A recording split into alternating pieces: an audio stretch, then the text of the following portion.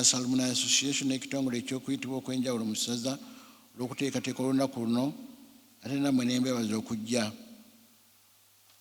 Obubaka bw'olunaku luno Vocation Sunday, Papa Francis yatujjukizza nti okulangira Kristo buvunaanyizibwa bwaffe ffenna ababatize. Mbasaba tulangire Kristo nga tuzimba amaka ageeyagaza. Mbasabira emikisa gya Katonda mu bufumbo bwammwe ne mu maka gammwe. Na vocations ez'enjawulo Mukama tuweeremu emikisa.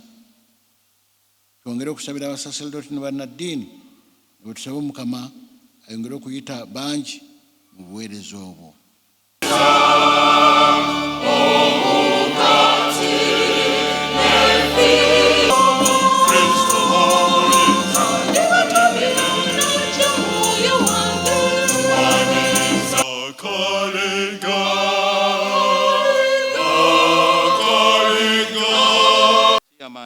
Genda ssebo bakuba ekisumuluzo ate era balina n'ekirabo ssebo kye baategese okukuwa.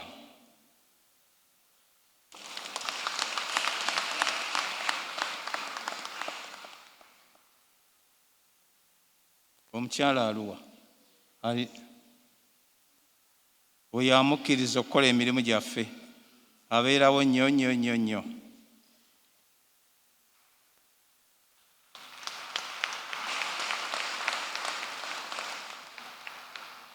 Tweyanza nnyo Ssaabasumba, tweyanzeege. Bannange Tuesday class. Ngaffe Tuesday class Alumni Association twasazeewo tusiime abantu abakoze emirimu egy'enjawulo nga bakoledde Tuesday class eyatandika mu 1996 ne Musinya Wine and Katende. Olw'okwolesebwa okwo okulungi kwe baafuna omuvudde ebibala bino. Tuyina certificate zino ngenda kusaba ez'abasaserdoti Petroni waffe yaba abakiikirira ajja kuzibatuusaako. Tuyina Bishop His Lordship Bishop Matthias Sekamanya oyo omu ku baatandika Tuesday class. Tuyina Musinya Wine and Katende oyo naye yali musaale nnyo.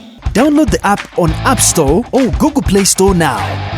Vision Digital Experience, the future of media.